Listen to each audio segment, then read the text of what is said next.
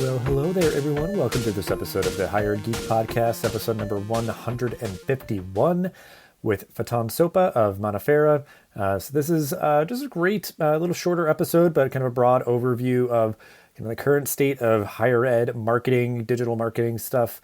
So Faton shares all of his expertise and points of view on kind of best practices, tips and tricks, and how to stand out from a crowded competitive field of colleges and universities. So I think it's good just generally for folks even not in marketing to kind of get a snapshot of where things are at right now and where they can best support their marketing colleagues. So great listen. Appreciate Faton's time. Go check out what they're up to over in the show notes. And after this brief message from our sponsor, this is episode number 151 with Faton Sopa. This episode is brought to you by Kitcaster.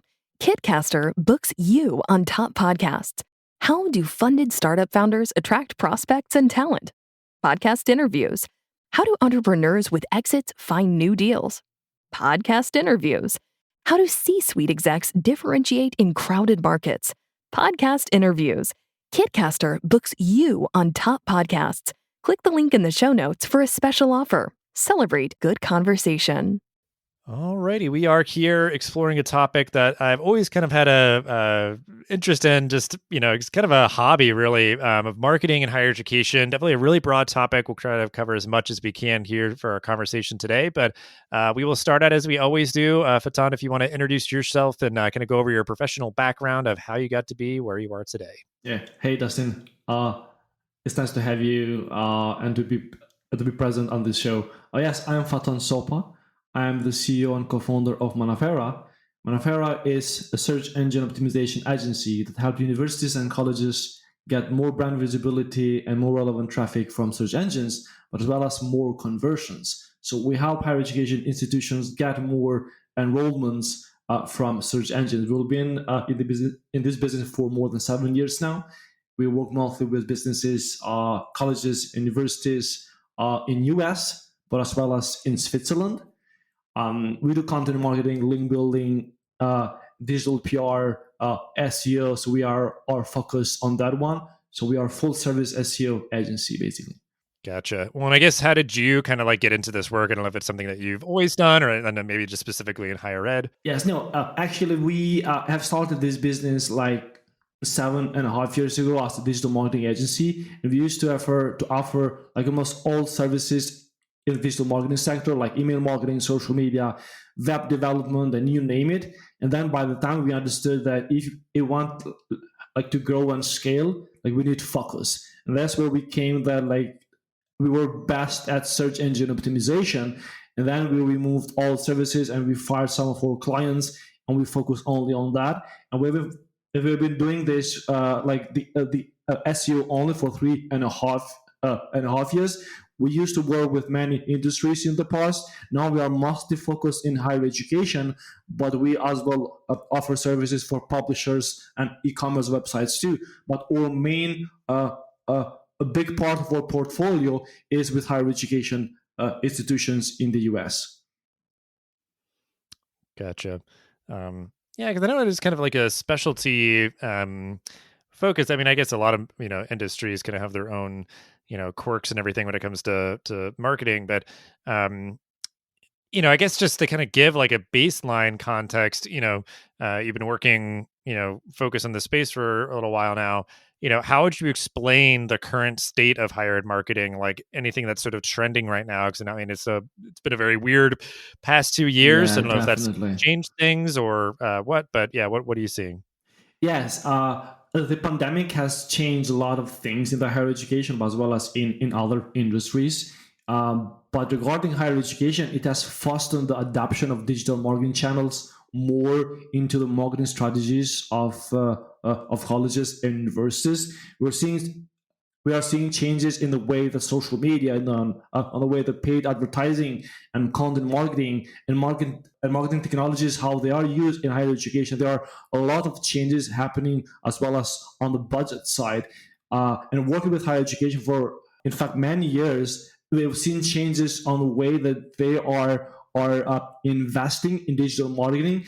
And especially during the pandemic, for example, we have seen more traction for content marketing seeing more and more content being produced in many formats as a way to get in front of more students and get more brand awareness and build trust. Basically, we are seeing different content formats being used to improve content marketing efforts, and that's because this is helping universities get more qualified traffic with lower cost when we compare it to other forms of digital marketing traffic. Of driving traffic to the website. So this is a great chance for universities and colleges to offer help and be closer to their future students and answer questions to the questions that people are asking for and the future students are asking for in search engines. A trend that we are seeing is that businesses are investing more and more in content marketing. And according to recent research that has been done by CMI and by Content Marketing Institute, is that businesses are expecting to have in fact 66% of businesses are expecting to have an increase in investment in content marketing budget for this year in 2020. And this means a lot for marketeers, but as well as it means a lot for students, because now students will be able to find more answer for the questions they are asking for in search engines regarding programs and schools and the benefit of is degrees, of an X degree, or jobs that they can find if they get a bachelor in business administration, etc. So the the business of content marketing in higher education is growing, and this is we expect this is going to grow for many years to come. We also a trend that we have seen is regards search visibility and how universities are investing in search marketing, because search engines are still an important source of traffic for websites. And according to a research that has been done recently, more than 80% of future students go to school. More than 80% of future students go to Google to search and ask questions regarding programs, universities, and many candidates that are finding there are actually helping them to take a decision and to choose a program or school to help them get a career that they have been not dreaming of. So search is something that schools are investing a lot, but there is a lot of opportunities upon the market, and the trend is upwards. And that's because more and more people are going to Google to search for degrees and to learn more about the schools and to help them take the decision. Because for a decision to be made, to have a degree, that takes years. It takes about 2 years for a student to take a decision to go to a school.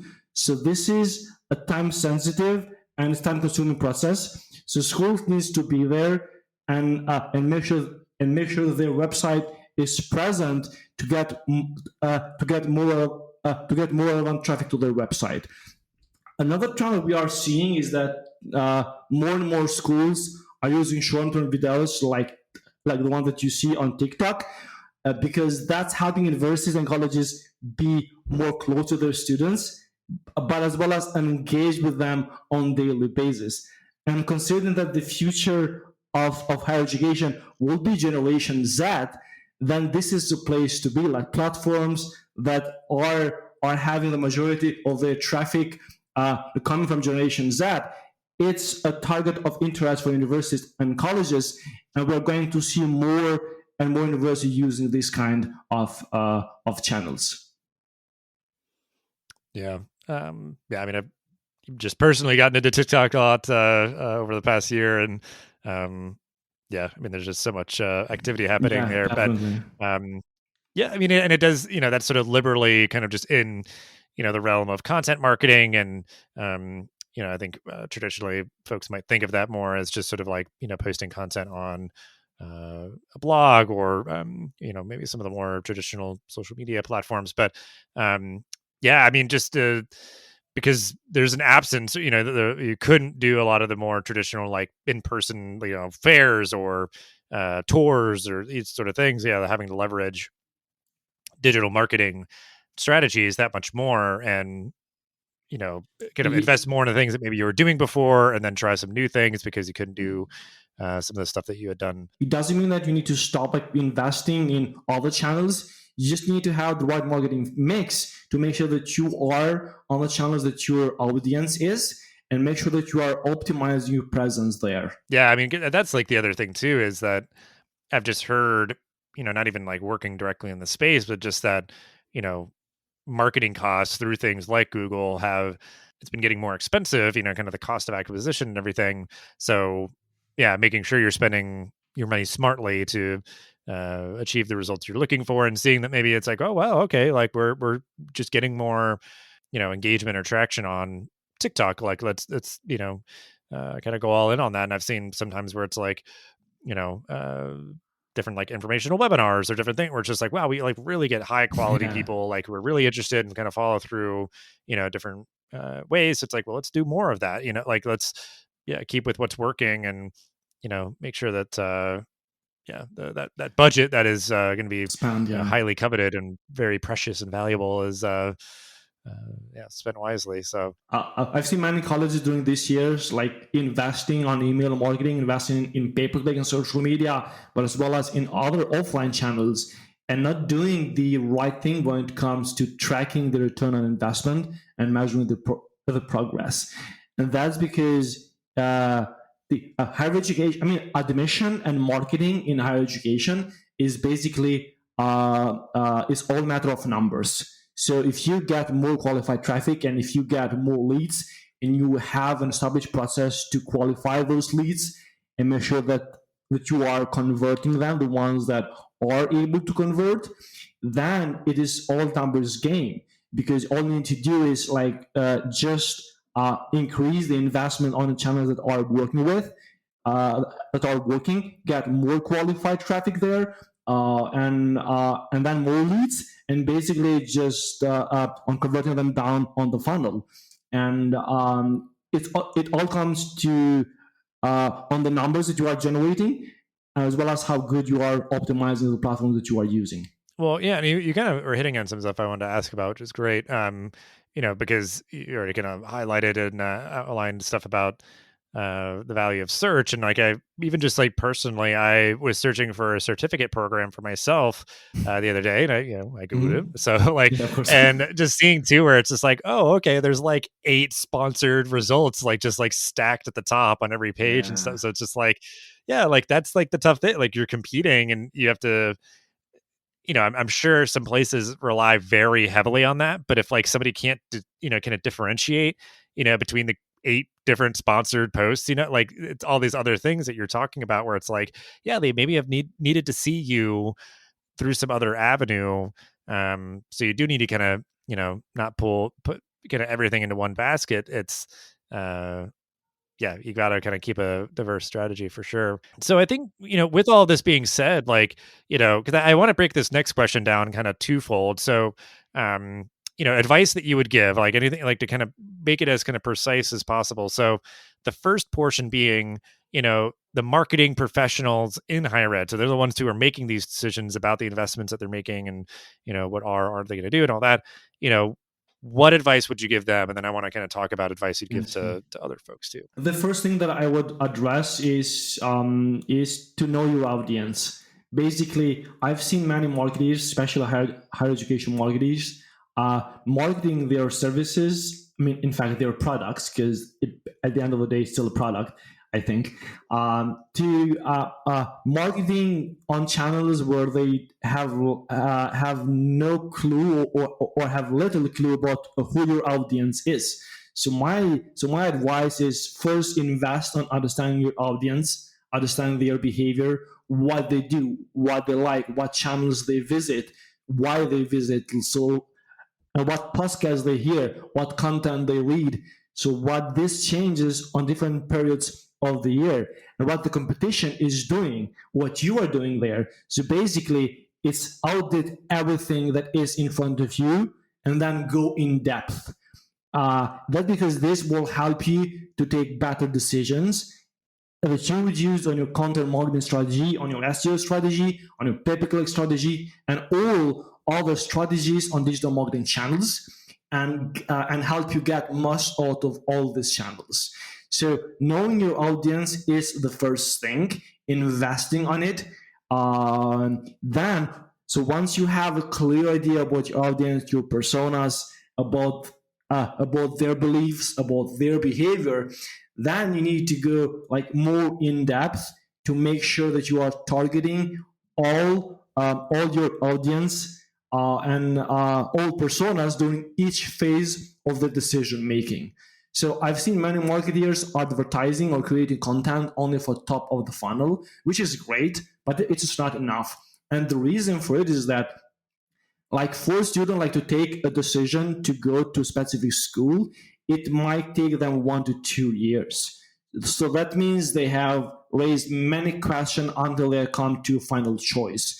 And you want to make sure that you are present during each phase of the decision making, being it on top of the funnel with informational and educational content, or being it at the middle of the funnel with consideration content that helps them, like, say, compare one program versus another program, but as well as help them decide about a specific degree. So for example, if a student is at their first journey, at the first phase of the decision making process, they are more likely to like search for more general question on Google, like for example, MBA jobs or MBA benefits. So this stage, they still haven't taken the decision to go for an MBA degree, and you want to make sure that you are providing all the questions they are asking on this phase. And then once they move along to another phase where they are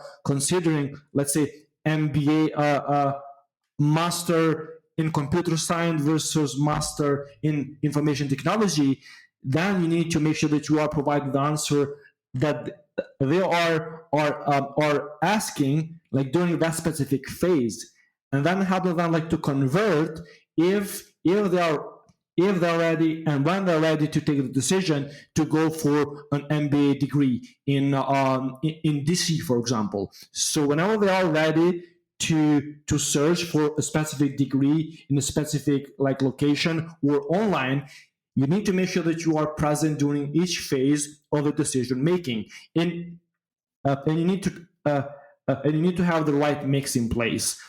So on the other side, I've seen many marketers investing most of their efforts and investment and budget to produce content that targets only student at the end phase, at the bottom of the funnel, which again is good, but it's not enough because not many students are ready not taking the decision yet.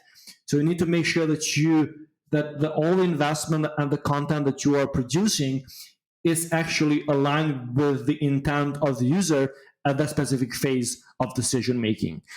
The other advice I would give is be obsessed with tracking performance and return on investment. Basically, knowing where your investment is going is one thing, but knowing what's making the difference is another thing. And that would change things for good and bring you the growth that you are looking for. That's because tracking performance will help you have a clear idea if you have followed a type process and you really know what you're doing in terms of tracking the performance. This will help you know what is generating the return on investment, what's working and what's not, and then adjust based on performance. And this way, like, you will become better marketeer, but in the same time help the university and help the college that you are working with for to have more enrollments at the end of the day. Because I believe their mission, like the mission of universities that offer all the degrees, is to provide the best education possible. And the best way to do it is to get more enrollments and more students. So as long as you are tracking performance and you are linking it to return on investment, you are on the right path towards making good impact for the university you are working for.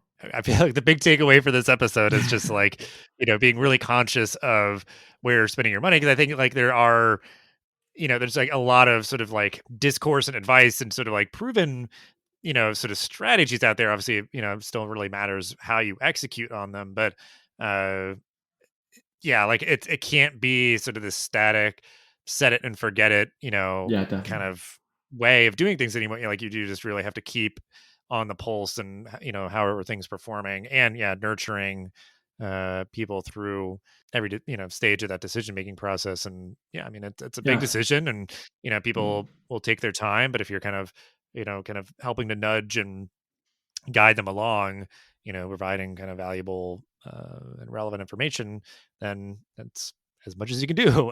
Yeah. But the other part of the question, if may just be a briefer kind of like answer, as much as you can speak to it. But like, there's obviously the people who are doing the work every day, those marketing professionals in higher ed, but then everybody else, the people who are working in, admissions, enrollment, student support, and, faculty, like anything, I guess, that comes to mind for you, like everybody else that's sort of like, hopefully sort of benefiting from the efforts of, the marketing team and everything. Any advice Mm. that you'd have for them in terms of their perspective on marketing, or maybe how they can best help their colleagues who are doing the work every day with their unique vantage point?